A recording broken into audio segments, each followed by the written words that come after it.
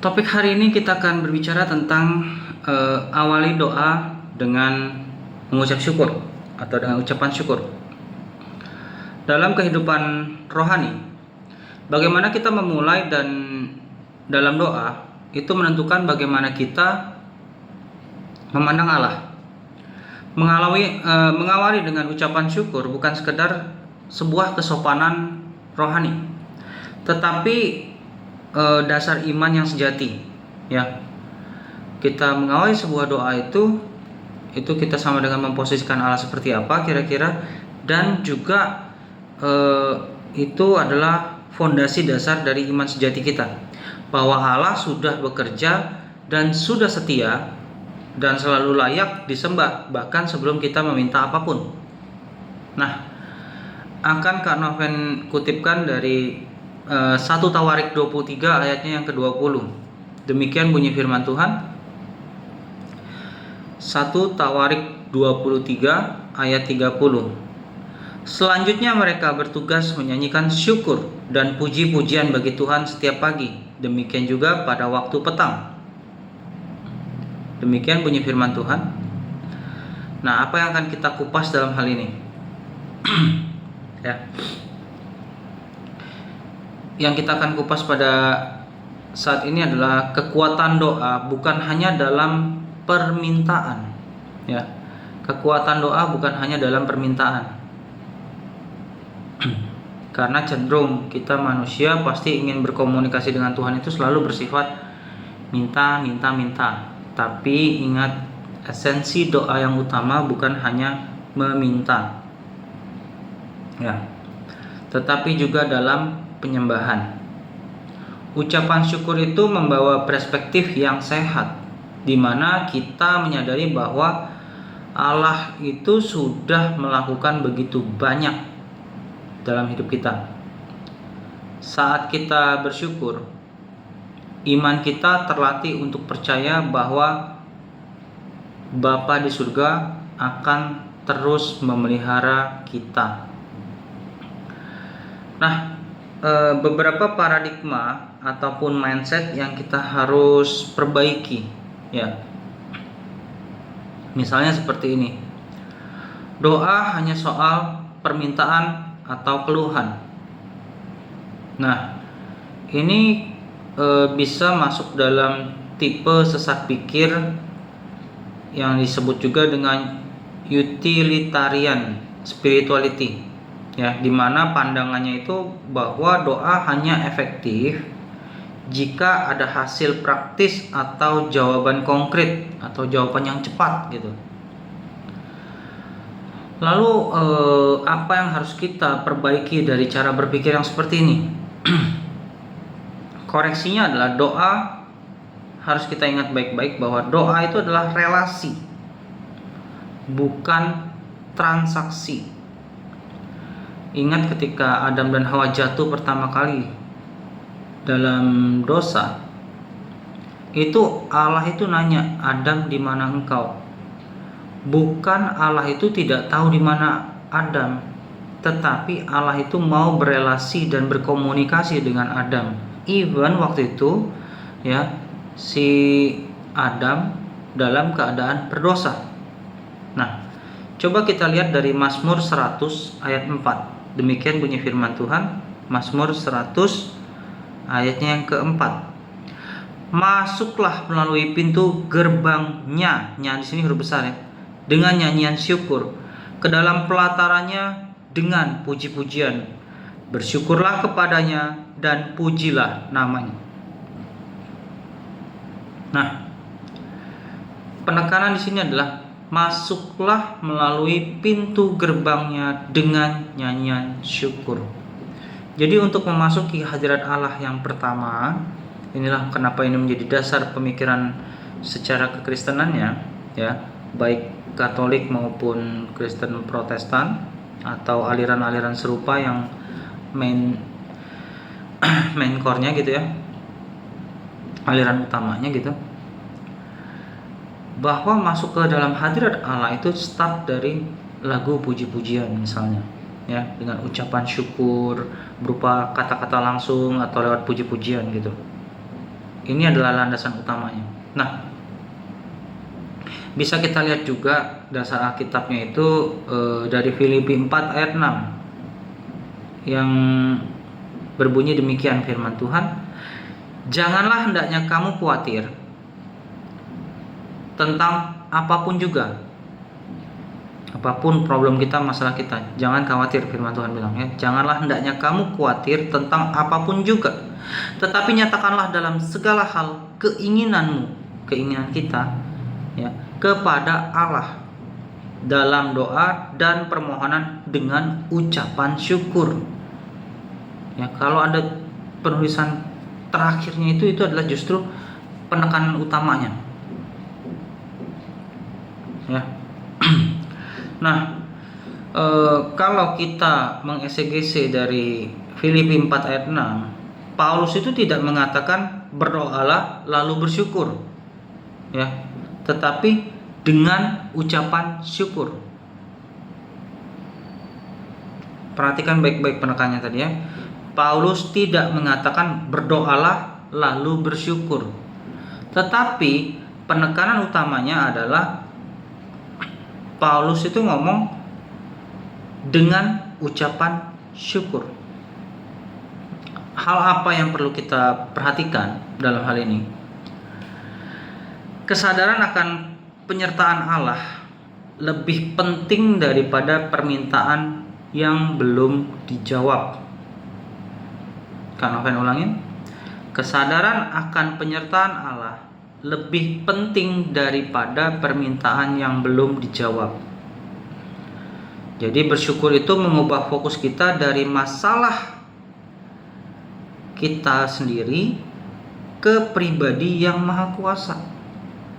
Kita meletakkan itu kepada otoritas tertinggi dalam hidup kita, ya. Nah, refleksi yang harus kita analisa ya. Apakah sebagai refleksinya ya. Satu, apakah saya memulai doa dengan keluhan atau dengan ucapan syukur? Yang kedua, apakah saya mengukur kualitas doa berdasarkan jawaban atau keintiman dengan Allah? Sebuah ilustrasi singkat ya. Seorang anak kecil yang selalu berkata terima kasih bahkan sebelum menerima hadiah, itu menunjukkan iman bahwa ayahnya pasti atau mampu melakukannya. Ya, itu ibarat kata misalnya ada orang nyamperin saya terus bilang, Kak Noven atau Ko Noven, nanti saya buatin misalnya rendang terenak gitu, ya kan? Lalu sebelum dia ngasih, ketika saya pergi ibadah gitu, saya SMS misalnya, terima kasih ya atas rendangnya yang mau dikasih ke saya gitu. Nah, itu walaupun barangnya saya belum terima, itu pasti yang menjanjikannya itu akan ingat bahwa dia bersyukur sekali ya, bakal diberkatin gitu, bakal dikasih. Nah, itu kan membuat sebuah bonding yang kuat bahwa saya percaya bahwa si pribadi yang menjanjikan itu pasti akan memberikan yang terbaik. Kira-kira seperti itu juga analoginya ya. Nah, kita lihat dari Lukas pasalnya yang ke-17 ayat 11 sampai dengan 19. Lukas pasalnya yang ke-17 ayat 11 sampai dengan 19. Demikian bunyi firman Tuhan. Dalam perjalanannya ke Yerusalem, ayat 11-nya ya. Lukas 17 ayat 11 sampai dengan 19. Kita akan baca dari ayat 11. Demikian bunyi firman Tuhan. Dalam perjalanannya ke Yerusalem, Yesus menyusur perbatasan Samaria dan Galilea. Ayat 12. Ketika ia memasuki suatu desa, datanglah 10 orang kusta menemui dia. Mereka tinggal berdiri agak jauh dan berteriak, Yesus Guru, kasihanilah kami. Ayat 14. Lalu ia memandang mereka dan berkata, pergilah, perlihatkanlah dirimu kepada imam-imam. Dan sementara mereka di tengah jalan, mereka menjadi tahir. Seorang dari mereka, ayat 15, seorang dari mereka ketika melihat bahwa ia telah sembuh, kembali sambil memuliakan Allah dengan suara nyaring. Ayat 16, lalu tersungkur di depan kaki Yesus dan mengucap syukur kepadanya. Orang itu adalah seorang Samaria. Ayat 17, lalu Yesus berkata, bukankah ke-10 orang tadi semuanya telah menjadi tahir? Di manakah yang 9 orang itu? Ayat 18, tidak adakah di antara mereka yang kembali untuk memuliakan Allah selain daripada orang asing ini? Itu perkataan Yesus. Ayat 19, lalu ia berkata kepada orang itu, masih perkataan Yesus ya, berdirilah dan pergilah, imanmu telah menyelamatkan engkau. Luar biasa bukan? Hanya 1 dari 10 orang kusta yang kembali mengucap syukur. Menurut pandangan Matthew Henry, ya, ucapan syukur adalah nafas doa yang sehat. Ya, kan dibilang sebagai seorang Kristiani, baca firman Tuhan itu seperti makan makanan rohani. Berdoa itu adalah nafasnya seorang Kristiani. Nah, Matthew Henry menekankan bahwa ucapan syukur adalah nafas doa yang sehat. Ya. Nah, kita bisa buat sebuah journaling, ya. Apa 3 hal yang bisa kita syukuri pagi ini sebelum meminta apa-apa dalam doa? Atau begitu kalian senggang lagi habis makan siang, kita bisa mikir, apa 3 hal yang bisa kita syukuri hari ini sebelum meminta apa-apa dalam doa? Kedua, bagaimana perasaan kita berubah saat mengucap syukur terlebih dahulu? Mungkin beban berat dalam hidup kita, tapi ketika kita mempraktekkan mengucap syukur lebih dulu, ada kemungkinan sesuatu yang berbeda dalam hidup kita. Mungkin nggak signifikan langsung dari sedih langsung bahagia, tapi coba cermati, apakah ada sesuatu yang berubah ketika kita mencoba untuk bersyukur. Nah, selingan joknya seperti ini. Kalau kita merasa hidup kita kekurangan, coba periksa jumlah keluhanmu. Apakah lebih banyak daripada rasa syukur kita? Apakah jumlah keluhan kita lebih banyak daripada rasa syukur kita? Oke. Nah, kita masuk secara kerangka pemikiran teologisnya ya.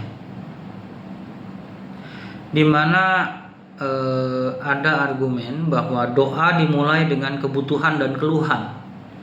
Lalu ada yang kontra dengan pemikiran ini seperti ini. Doa seharusnya dimulai dengan ucapan syukur. Ini seperti 2 hal yang jelas-jelas bertolak belakang. Nah, lalu apa yang perlu kita analisa dari 2 statement ini? Bisa dapat disimpulkan bahwa doa sehat itu menyelaraskan keluhan dan permohonan dalam kerangka ucapan syukur dan iman. Ya. Sebuah ilustrasi simpel seperti surat resmi kepada raja atau presiden yang harus diawali dengan penghormatan dan pengakuan akan otoritasnya si presiden dengan atau raja gitu. Misalnya contoh, kita ngirim surat ke presiden gitu, ya kan? Terima kasih Bapak atas perhatiannya sudah menerima apa yang menjadi keresahan kami, dan kami percaya Bapak bisa memediasi apa yang kami resahkan ini. Baru ke permintaannya. Nah, kira-kira kalau dengan orang dunia aja formatnya seperti itu, apalagi kita harus sopan kepada Allah Bapa ya di surga. Nah, apa langkah dari prakteknya pada hari ini? Ya, kita akan nge-breakdownnya dengan formasi skor ya. S-nya kita lihat situasi. SKOR. S situasi.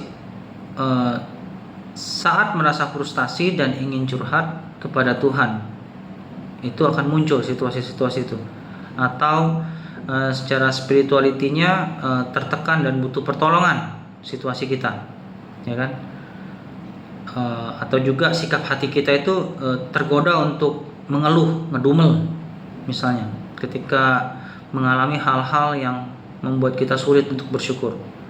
Lalu kognitifnya apa? Kita cek secara kebenaran.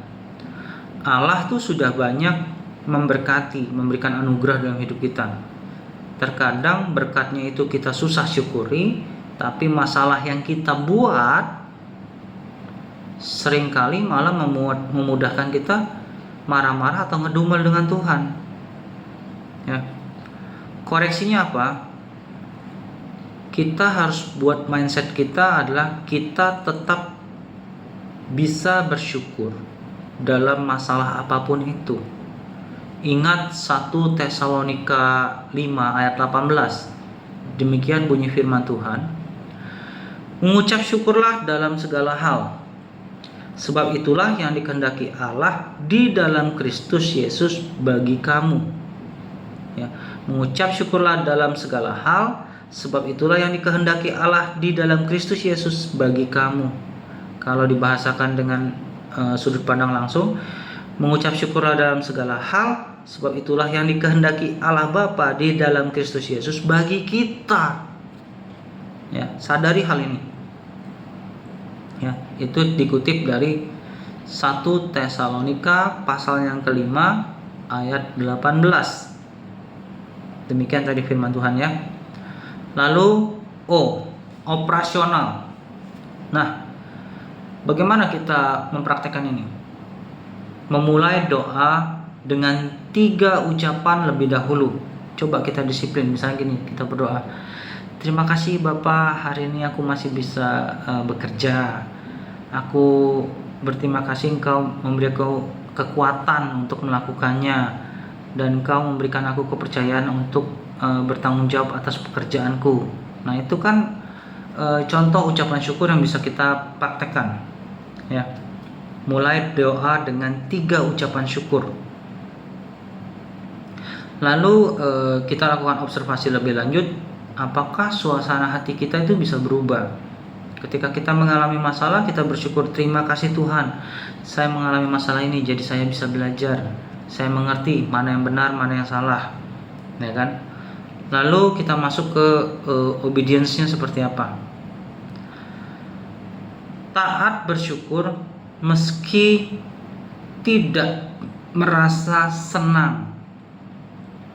Taat bersyukur meski tidak merasa senang, atau taat bersyukur meski tidak merasa ada jalan keluar.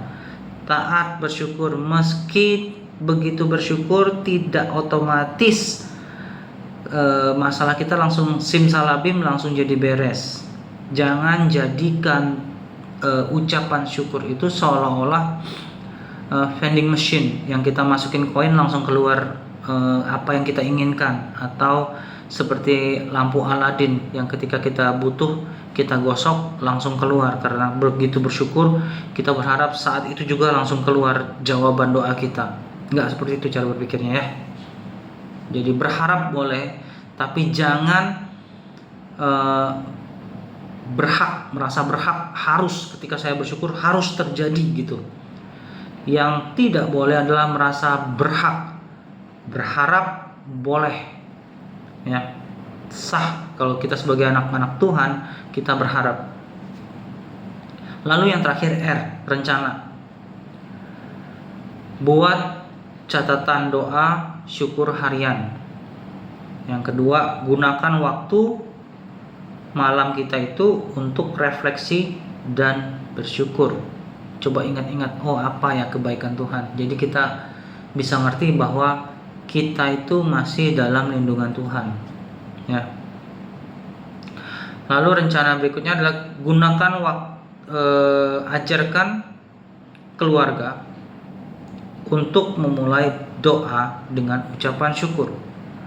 Ajarkan pada orang-orang terdekat kita ketika mereka bertanya ada masalah segala macam, ya kita bisa selipkan bahwa oh coba ya latihan doa bersyukur gitu loh. Mulai di ajarkan apa yang baik ini kepada orang-orang sekitar kita. Ya. Lalu kita masuk ke dalam formasi spiritual. Up-nya apa? Ya, kita masuk dalam framework ini. Up-nya fokus pada karakter Allah. Ya. Itu bisa kita lihat dari Mazmur 136. Ya. Mazmur 136 kita baca dari situ yang diawali dengan bersyukurlah kepada Tuhan sebab Ia baik, bahwasanya untuk selama-lamanya kasih setianya. Itu dikatakan lagi ayat 2, bersyukurlah kepada Allah segala Allah, bahwasanya untuk selama-lamanya kasih setianya. Ditekankan kedua kali, bahkan muncul yang ketiga kali di ayat 3, bersyukurlah kepada Tuhan, ya, segala Tuhan, bahwasanya untuk selama-lamanya kasih setianya. Ayat 4, kepada Dia yang seorang diri melakukan keajaiban-keajaiban besar, bahwasanya untuk selama-lamanya kasih setianya. Nah, di Mazmur pasal ke-136 ini bagaimana penekanan atas kebersyukuran yang harus kita ucapkan sebenarnya, ya. Di situ dijelaskan kemahakuasaan Allah juga, ya, bagaimana Allah menghandle dalam hidup kita, ya. Fokuslah pada karakter Allah yang tertulis pada Mazmur pasalnya yang ke-136. Lalu dalam formasi spiritual ini kita akan masuk dalam innya apa? Latih hati untuk mengenali berkat kecil, ya. Latih hati untuk mengenali berkat kecil. Kita scanning berkat-berkat kecil apa yang mungkin kita sudah terima, kita nggak sadari gitu loh. Coba deteksi berkat-berkat apa yang sudah dikasih sebenarnya, ya. Lalu formasi spiritual yang berikutnya adalah out, ya. Sering ucapkan terima kasih kepada sesama. Latihan mengucapkan terima kasih kepada sesama. Itu sama halnya kita melatih diri ketika kita berbuat salah, kita bilang oke, sorry saya bersalah, tapi sebutin kesalahannya apa, jelas, spesifik, supaya apa? Supaya kita tahu apa yang harus kita ubah dalam hidup kita itu. Kalau mengakui kesalahan aja kita susah dan menyebutkan spesifik aja kita susah, maka kita akan jadi orang yang selalu mencoba lari dari tanggung jawab atau lari dari kebenaran, ya. Berikutnya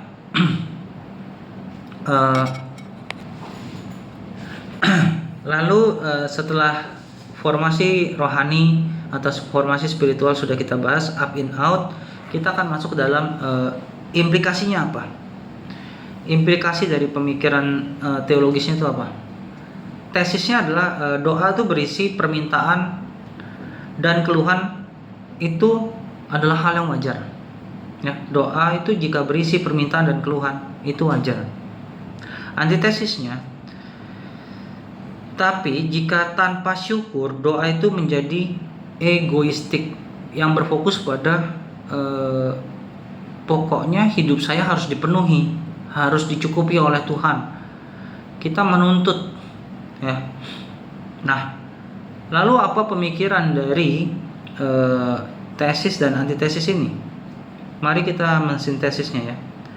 Bersyukur itu menjadikan doa sebagai relasi kasih, ya.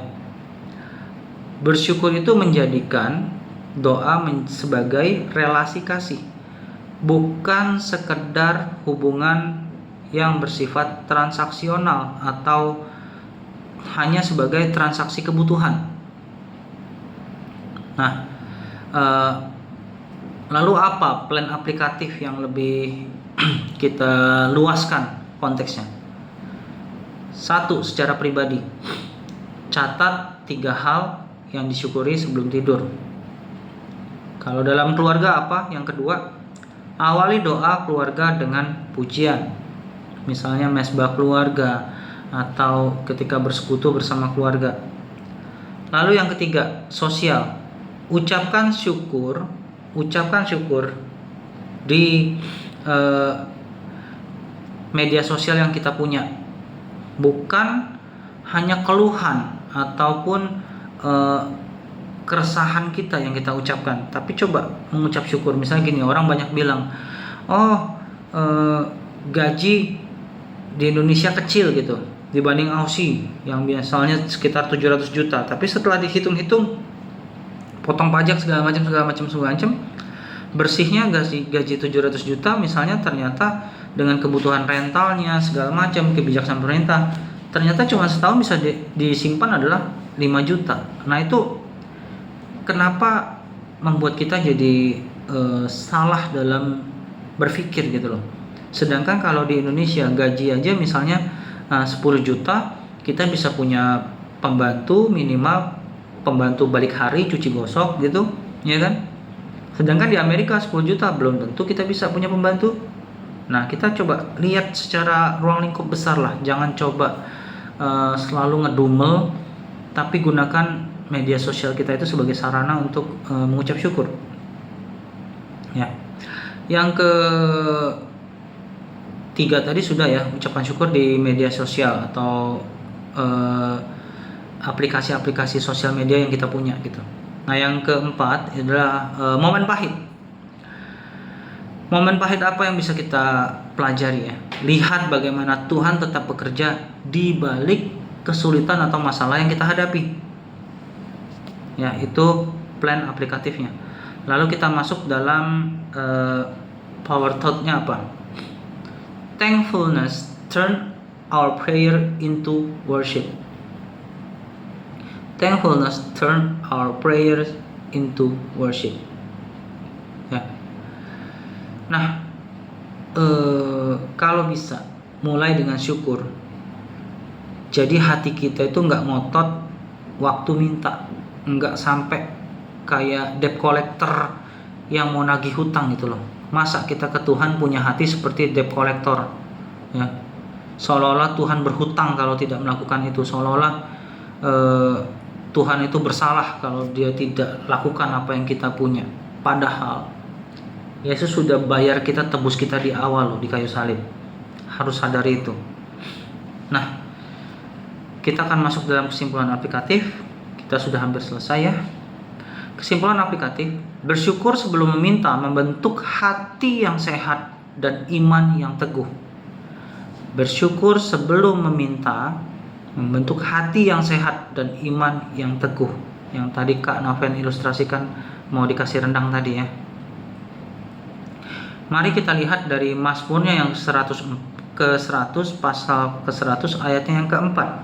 Demikian bunyi firman Tuhan, masuklah melalui pintu gerbangnya dengan nyanyian syukur, ke dalam pelatarannya dengan puji-pujian.